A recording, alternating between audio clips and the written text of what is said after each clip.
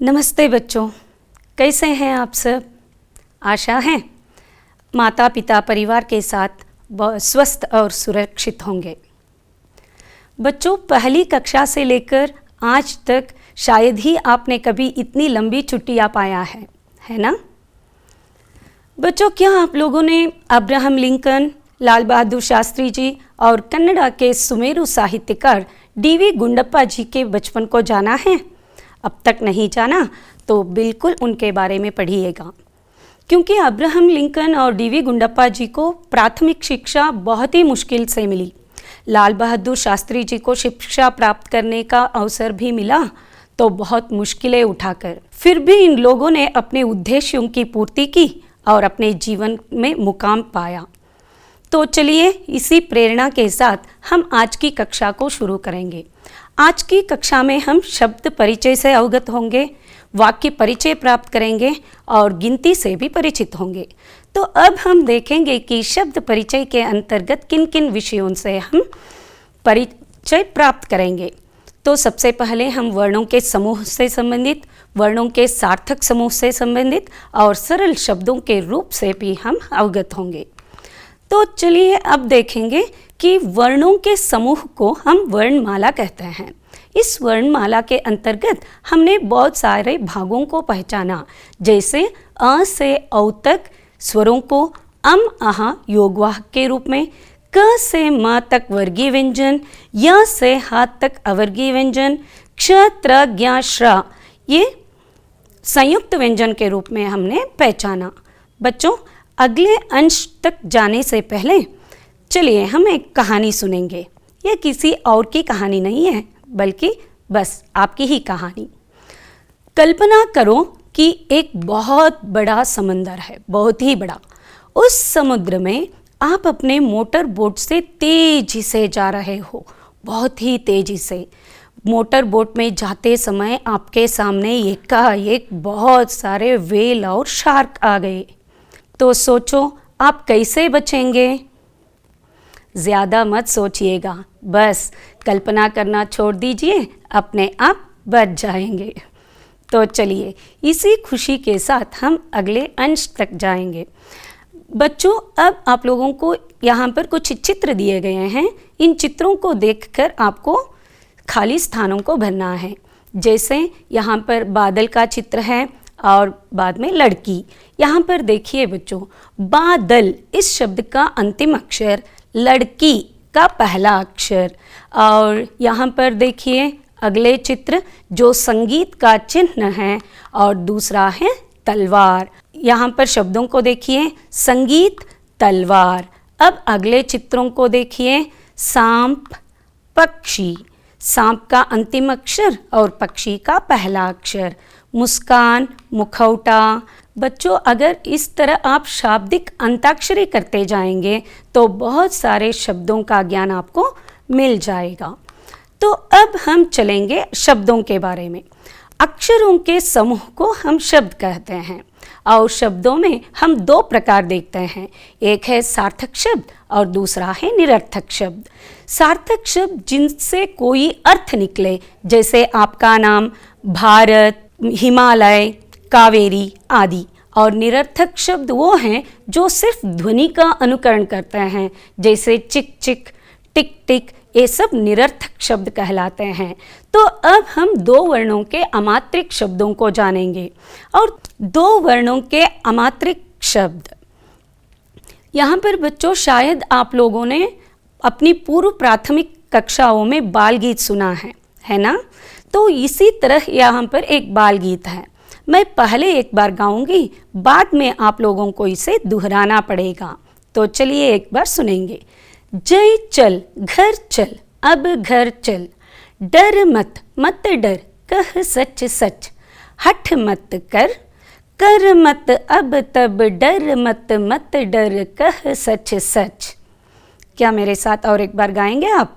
तो चलिए। जय चल घर चल, अब घर चल, डर मत मत डर, कह सच सच, हठ मत कर, कर मत अब तब, डर मत मत डर, कह सच सच। तो अब हम अगले दो अक्षरों से बनने वाले शब्दों की जानकारी पाएंगे। यहाँ पर देखिए फल, धन, चल, गज, खग। अब देखिए बच्चों, इन शब्दों का विभाजित रूप कैसे होता है। यहाँ पर हर एक शब्द या व्यंजन में आप लोगों को व्यंजन, स्वर और मात्राएं आप पा सकते हैं। घर का विभाजित रूप होगा घ प्लस अ प्लस ऋ प्लस अ। अब दूसरा उदाहरण देखिए, पा के लिए एक ही मात्रा है पेड़ में, तो यहाँ पर विभाजित रूप होगा प प्लस ए प्लस ड प्लस आ। उसी प्रकार आम। तो चलिए अब हम 3 वर्णों वाले अमात्रिक शब्दों से परिचित होंगे। यहाँ पर भी एक बाल गीत प्रस्तुत है, उसी तरह मैं एक बार गाऊंगी, बाद में आप लोगों को दोहराना पड़ेगा। तो चलिए गाएंगे। अमर आ अमर आ अमर इधर आ, मटर चक गरम गरम मटर चक, मटर चक नरम नरम मटर चक, गरम नरम मटर चक, नरम गरम मटर चक। तो क्या मेरे साथ और एक बार गाएंगे। अमर आ अमर इधर आ, मटर चक गरम गरम मटर चक नरम नरम मटर चक, गरम नरम मटर चक, नरम गरम मटर चक। तो चलिए अब इन 3 वर्णों से बनने वाले शब्दों को जानेंगे, जैसे भारत, भजन, औरत, कमल, लहर। तो यहाँ पर भी हम शब्दों के विभाजित रूप को देख सकते हैं, जैसे किसान शब्द में क प्लस ई प्लस स प्लस आ प्लस न प्लस आ। इसी तरह आप कलम का विभाजित रूप देख सकते हैं और मगर का विभाजित रूप देख सकते हैं। तो अब हम चलेंगे 4 वर्णों के अमात्रिक शब्दों से संबंधित जानकारी प्राप्त करने। तो यहाँ पर भी आप लोगों के लिए एक बाल गीत प्रस्तुत है, तो उसी तरह एक बार मैं गाऊंगी, पीछे आपको दोहराना पड़ेगा। तो सुनिए। असलम उठ सरकस चल, झटपट कर सरकस चल, झटपट उठ कर सरकस चल, टम टम आई सरकस चल, नटकट मत बन सरकस चल, अब टम टम पर चढ़कर सरकस चल। तो दोहराएंगे और एक बार। असलम उठ सरकस चल, झटपट कर सरकस चल, झटपट उठ कर सरकस चल, टम टम आई सरकस चल, नटकट मत बन सरकस चल, अब टम टम पर चढ़कर सरकस चल। तो इसी प्रकार अब और एक बार हम 4 वर्णों वाले शब्दों से परिचित होंगे, जैसे बर्तन, झटपट, दशरथ, कटहल। यहाँ पर जो कूड़ादाने का चित्र है, जिसमें हम रद्दियाँ और कूड़े कचरे फेंकते हैं, यह है कूड़ादान। तो यहाँ पर भी इसमें हम विभाजित रूप को देख सकते हैं। क प्लस ऊ प्लस ड प्लस अ प्लस द प्लस आ प्लस न प्लस आ। इसी तरह अदरक का विभाजित रूप और इसके बाद आसमान, इसका विभाजित रूप भी हम देख सकते हैं। तो बच्चों यहाँ पर आप लोगों के लिए एक तालिका दिया गया है। यहाँ पर देखिए अ मात्रा वाले शब्द जैसे अनार, अरुण, भारत, हाथ। ई मात्रा वाले शब्द तितली, चीनी, ऐसे। बच्चों आप लोगों के लिए एक सलाह है, आप रोज 4 अक्षरों को इस तरह तालिका में लिखिए और उसके अंतर्गत उस अक्षर या मात्राओं से उच्चारित होने वाले सभी शब्दों को उसमें लिखते जाइएगा। तो बहुत ही जल्दी आपके पास एक बहुत बड़ा शब्दकोश तैयार होगा। आप लोग सोच रहे होंगे कि इसके लिए हमें कोई नई किताब खरीदना पड़ेगा।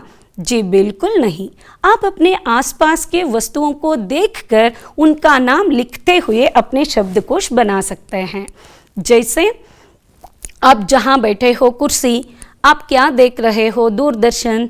दूरदर्शन के पीछे क्या है? दीवार। दीवार पर क्या टंगा है? घड़ी। घड़ी के पास क्या है? तस्वीर।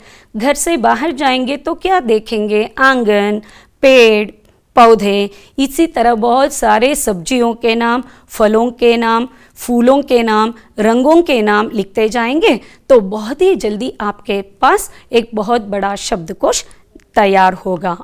तो चलिए बच्चों, यहाँ पर हम कुछ पहेलियों को जान लेंगे।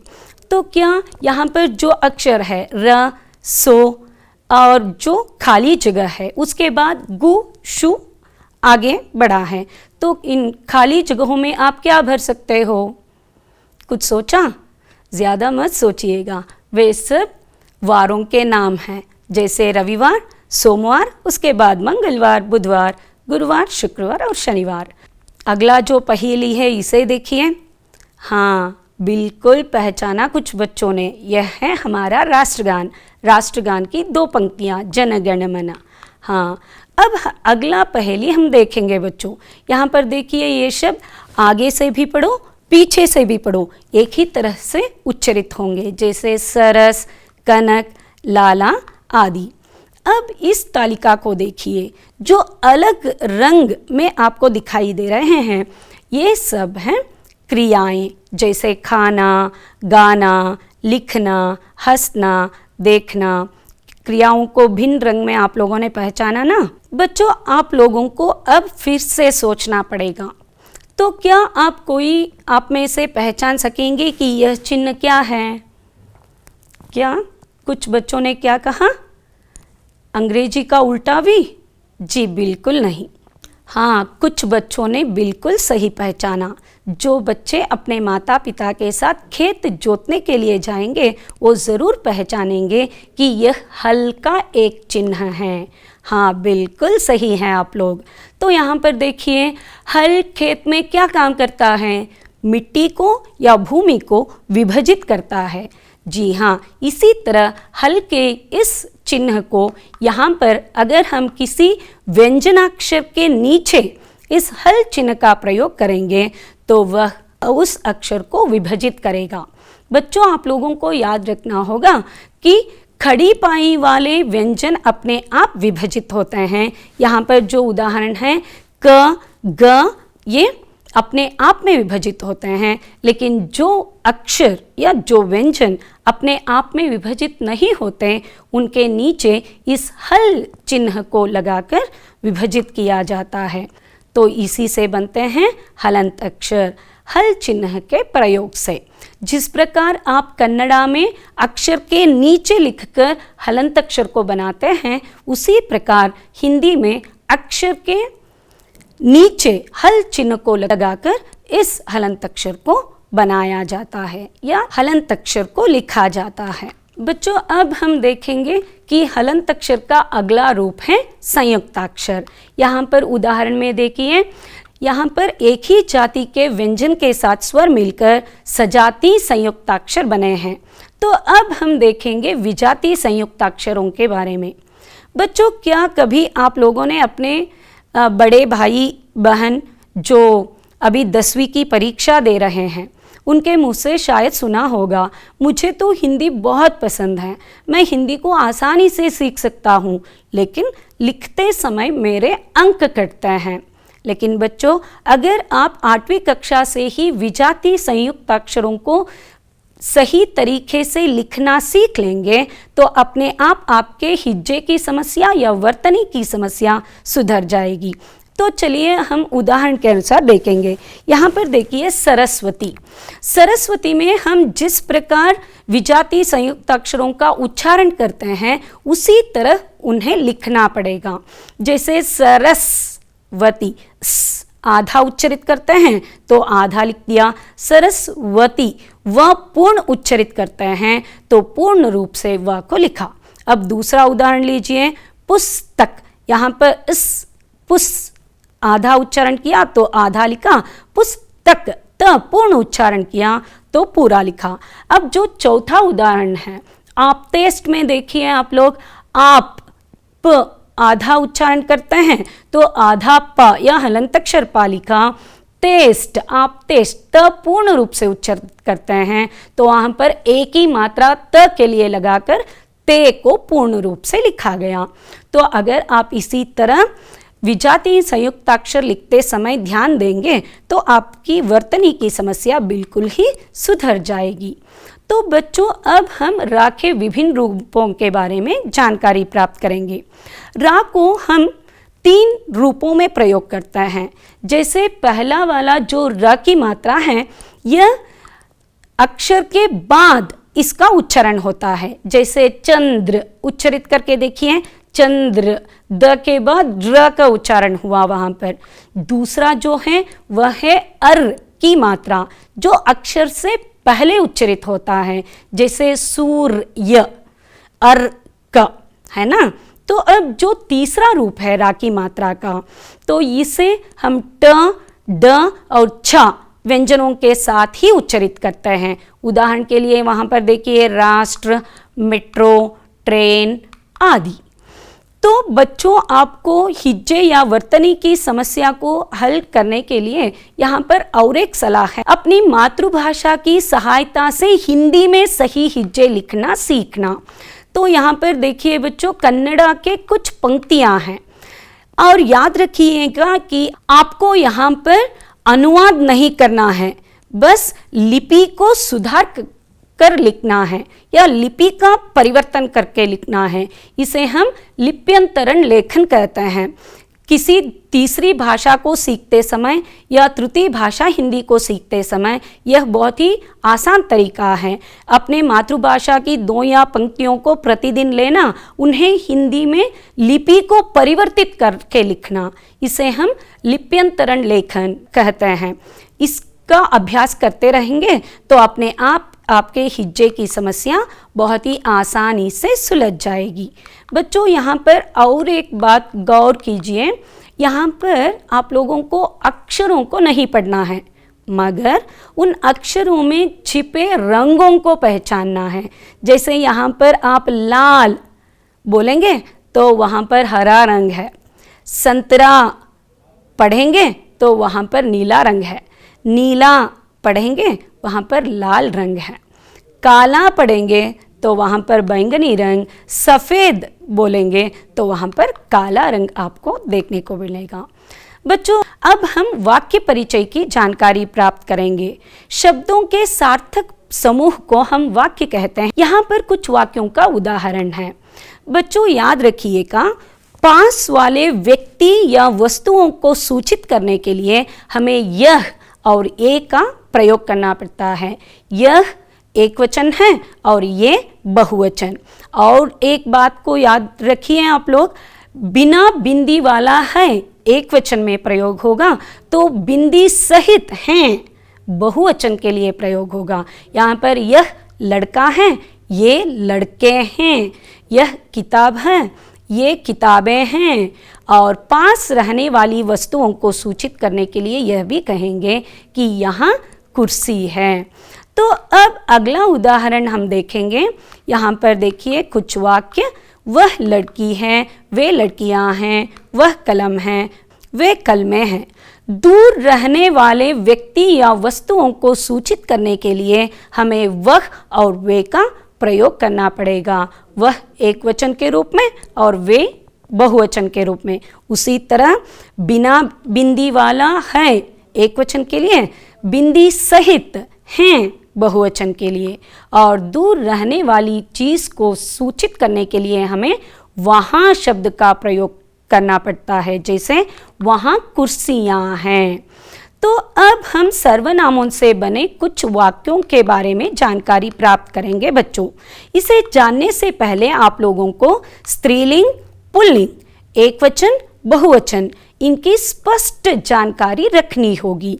तो यहाँ पर उदाहरण देखिए, मैं लड़का हूँ एक वचन, मैं लड़की हूँ एक वचन, हम लड़के हैं बहुवचन, हम लड़कियाँ हैं बहुवचन। और अगला उदाहरण देखिए, तू लड़का है, तू लड़की है। इन वाक्यों को पढ़ने से पहले बच्चों आप लोगों को तू, तुम और आप में निहित अंतर को समझना पड़ेगा। तू सर्वनाम का प्रयोग अपने छोटे उम्र के बच्चों के लिए, तुम अपने समवयस्कों के लिए, आप अपने से बड़े माता पिता गुरुजनों को संबोधित करने के लिए आप सर्वनाम का इस्तेमाल करेंगे। तो अब हम और कुछ सर्वनामों से बनने वाक्यों से परिचित होंगे। यहाँ पर भी आप लोगों को स्त्रीलिंग, पुल्लिंग, एक वचन और बहुवचन संबंधी स्पष्ट जानकारी प्राप्त करनी होगी। यहाँ पर देखिए, यह लड़का है, ये लड़के हैं, यह लड़की हैं, ये लड़कियां हैं, वह लड़का है, वे लड़के हैं, वह लड़की है। तो अगले अंश तक जानने से पहले चलिए बच्चों, हम एक कहानी सुनेंगे। नहीं, ये वो वाली कहानी नहीं है, बल्कि यह एक सच्ची घटना है। मगर बच्चों, इस कहानी को सुनने के बाद आप लोगों के लिए एक गतिविधि है, इसलिए इस कहानी को ध्यान से सुनना पड़ेगा। इस कहानी के बाद जो भी गतिविधि दी जाएगी उससे आपको अवगत भी होना पड़ेगा। तो चलिए हम कहानी सुनेंगे। एक सुंदर सा गांव था। उस गांव में कुछ बच्चे गर्मियों की छुट्टियां बिताने के लिए खेलते खेलते गांव के बाहर तक पहुंच गए। चलते चलते वे बच्चे एक बगीचे में पहुंच गए और वहां पर उन्होंने देखा कि एक पेड़ बहुत सारे आम फलों से भरा पड़ा है। उन आमों को देखकर लड़कों ने सोचा कि चलो इस पेड़ पर चढ़कर हम बहुत सारे आम तोड़ लेंगे। तो इसी तरह सब बच्चे बहुत तेजी से आम के पेड़ पर चढ़ गए और बहुत सारे आमों को तोड़ लिया। इसे दूर में रहने वाले माली ने देख लिया और वह सोचने लगा कि इन बच्चों से आमों की रक्षा कैसे करे। तुरंत उसने दूर से आवाज लगाई, अरे भागो भागो, उस पेड़ पर भूत है, भूत। भूत का नाम सुनते ही सभी बच्चे वहां से भाग खड़े हो गए। तो माली आम के पेड़ के नीचे आ गया और तसल्ली से सांस ली। चलो, सभी बच्चे भाग गए। तभी पेड़ की ऊपरी डाली से उसे आवाज सुनाई दी, अरे ओ माली भैया, कहाँ है भूत? मुझे तो ढूंढने पर भी नहीं मिला। यह आवाज सुनकर माली बहुत आश्चर्य में पड़ गया। तो इसी तरह बचपन में पेड़ पर चढ़कर भूत को ढूंढने वाला वही बालक था नरेंद्र, जो आगे चलकर श्री स्वामी विवेकानंद के नाम से सारे भारतीय युवाओं को प्रेरणा स्रोत बने। उनका यही राय है, जैसे हमारे जी नरसिम्हैया जी कहा करते हैं कि सवाल किए बिना किसी चीज़ को स्वीकार मत करो। स्वामी विवेकानंद जी की प्रेरणा हम लोगों के लिए सदा के लिए है बच्चों। जैसे धैर्य ही जीवन की शक्ति है, डर ही जीवन की दुर्बलता है। तो अब हम कुछ गतिविधियों को जान लेंगे। यहाँ पर देखिए बच्चों, यहाँ पर सिर्फ कुछ उदाहरण हैं। इसके बाद आप लोगों को इस कहानी को फिर से हिंदी में याद करना पड़ेगा और हिंदी में जो अक्षर मिलते हैं उससे शब्द बनाइए और इस कहानी में से जो शब्द आपको मिलेंगे उससे वाक्य बनाइए। यहाँ पर उदाहरण देखिए, गांव, बाहर, आम, बचपन और कुछ जो कहानी के शब्द हैं इनसे वाक्य बनाए गए हैं। तो अब हम अगले विषय आज का जो है उसके बारे में जानकारी प्राप्त करेंगे। बच्चों, यहाँ पर आप लोगों के लिए सिर्फ 1 से 20 तक गिनती को लिखा गया है, लेकिन जब तक आप पाठशाला जाएंगे तब उसके अंदर ही आप लोगों को 1 से 100 तक गिनतियों को सीखकर अपने अध्यापकों को सुनाना पड़ेगा। तो इसमें अब हम कुछ भिन्न संख्याओं को जान लेंगे बच्चों। तो यहाँ पर देखिए, अगर एक गोलाकार में हम 4 भाग बनाएंगे तो उसमें से एक भाग होगा 1/4 भाग और इसके बाद जो बचेगा वह होगा 3/4 भाग। अगर इस 3/4 भाग में भी हम 1/4 भाग को ले लेंगे तो वहाँ पर बचेगा आधा। चलिए बच्चों, अब हम इनका नाम जानेंगे। तो जो 1/4 भाग था वह है पाव, 3/4 भाग जो थे वो है पौना और जो आधा था यह है। मगर बच्चों, अगर हम इन भिन्न संख्याओं को किसी अन्य संख्या के साथ उच्चारित करेंगे तो उनका नाम और रूप बिल्कुल बदल जाता है। लेकिन विशेष रूप से आप लोगों को यह याद रखना पड़ेगा कि आधा संख्या को कि 1 के साथ मिलाएंगे तो उसका नाम होगा 1.5, और उसी आधे भाग को 2 के साथ उच्चारित करेंगे तो वह होगा 2.5 या 2.5। इसके बाद जो 1/4 भाग था पाव, इसे अगर हम किसी संख्या के साथ उच्चारित करेंगे तो इसका नाम होगा 3.25, 5.25। इसी प्रकार आधे भाग को किसी संख्या के साथ उच्चारित करेंगे तो 3.5, 5.5।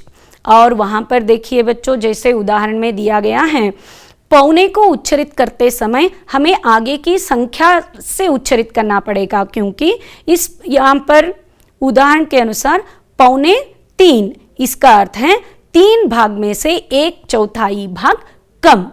तो बच्चों ये थे आज के विषय। अब हम अगली अवधि में गृह कार्य के रूप में कुछ चीज़ों को अभ्यास करेंगे। जैसे कि इस कक्षा में हम लोगों ने अब तक जो भी सीखा उससे संबंधित कुछ गृह कार्य हैं, इसे ध्यान देकर आप लोग अभ्यास कीजिए। जब आप पाठशाला जाएंगे तो अपने अध्यापकों से ज़रूर जांच कराइएगा। तो यहाँ पर जो पहला उदाहरण है, वर्णों को जोड़कर शब्द बनाइए। यहाँ पर उदाहरण है, यहाँ पर पिताजी शब्द को विभाजित करके लिखा गया है। तो उसी प्रकार 2 और एक प्रश्न है आप लोगों को विभाजित रूप में, इसे मिलाकर आप लोगों को शब्द बनाना पड़ेगा। अब जो दूसरा उदाहरण है, यहाँ पर शब्द दिए गए हैं, इन्हें आप लोगों को विभाजित करके लिखना होगा। यहाँ पर जो उदाहरण में है मकान, म प्लस क, म प्लस अ प्लस क प्लस अ प्लस न प्लस अ। इसी प्रकार मुर्गा या संस्कृति, इन दोनों को भी आपको लिखकर अभ्यास करना पड़ेगा। तो चलिए बच्चों, अब कुछ और चीज़ों की जानकारी प्राप्त करेंगे। पहला जो चित्र है यह क्या है? मोर, और यह है हमारा राष्ट्रीय पक्षी। और जो दूसरा है वह चित्र है 3 सिन्हों वाला हमारा राष्ट्रीय चिन्ह, जिसमें एक सिन्ह का मुख पीछे छिपा है। और तीसरा चित्र है राष्ट्रीय पुष्प कमल, और चौथा चित्र है बाघ, जिसे हम राष्ट्रीय प्राणी के रूप में हमारे संविधान ने स्वीकार किया। अब अगला चित्र देखिए बच्चों, ये हैं ध्यानचंद जी, जो हमारा राष्ट्रीय खेल हॉकी है, इसके पितामह हैं। तो क्या बच्चों आप लोग जानते हैं ध्यानचंद जी हॉकी के खिलाड़ी बनने से पहले भारतीय सेना में भी कार्यरत रहे। बच्चों अब आप लोगों को 2 और अंशों के बारे में ध्यान देना होगा। तो यहाँ पर देखिए हमारा राष्ट्रगान जन गण मन, और इसके रचयिता हैं श्री रविंद्रनाथ ठाकुर जी। और हमारा राष्ट्रगीत है वंदे मातरम, जिसके रचयिता हैं श्री बंकिम चंद्र चटर्जी। बच्चों यहाँ पर अंतर स्पष्ट कर लीजिएगा आप लोग, जन गण मन राष्ट्रगान है तो वंदे मातरम राष्ट्रगीत है। तो यहाँ पर कुछ उदाहरण दिए गए हैं, सही और गलत दोनों हिज्जे हैं, वर्तनी का दोष है इसमें, लेकिन आप लोगों को सही वर्तनी चुनकर लिखना है। जैसे उदाहरण में दिया गया है व्यक्ति व्यक्ति, लेकिन सही वर्तनी होगा व्यक्ति। इसी तरह 4 और उदाहरण हैं आप लोगों के सामने। अब इस तालिका में देखिए कुछ पर्यायवाची शब्द हैं और कुछ विलोम शब्द। पहले शब्द के लिए एक पर्यायवाची शब्द को भी ढूंढना पड़ेगा, और इसके लिए विलोम शब्द को भी। जैसे पुरस्कार का पर्यायवाची है इनाम, और इनाम का विलोम शब्द है तिरस्कार। यहाँ पर सिर्फ 4 उदाहरण हैं बच्चों, लेकिन आप घर में बैठकर अभ्यास कीजिएगा और 4 या 5 इसी तरह पर्यायवाची शब्द या विलोम शब्दों की सूची बनाइए। तो अब हम गिनतियों से संबंधित गृह कार्य या अभ्यास कार्य की जानकारी लेंगे। यहाँ पर देखिए बच्चों 1 से 30 तक गिनतियों को सीखकर आप लोगों को लिखना पड़ेगा, और 30 से ही नहीं बल्कि मैं तो आपको सलाह दूंगी कि 100 तक सीखकर अपने अध्यापकों को दिखाइए या सुनाइए। तो अब जो अगला प्रश्न है, यहाँ पर भिन्न संख्याएं दिए गए हैं, इन्हें आप लोगों को अक्षरों में लिखना पड़ेगा। बच्चों आशा है आज की कक्षा में हम लोगों ने शब्दों से संबंधित, वाक्यों से संबंधित और गिनतियों से संबंधित स्पष्ट जानकारी प्राप्त की। मैं मंजुला के.एस. सरकारी पदवी पूर्व कॉलेज माध्यमिक शिक्षा विभाग दोड्डबल्लापुर बेंगलुरु ग्रामांतर जिले में हिंदी शिक्षिका के रूप कार्यरत हूँ। धन्यवाद।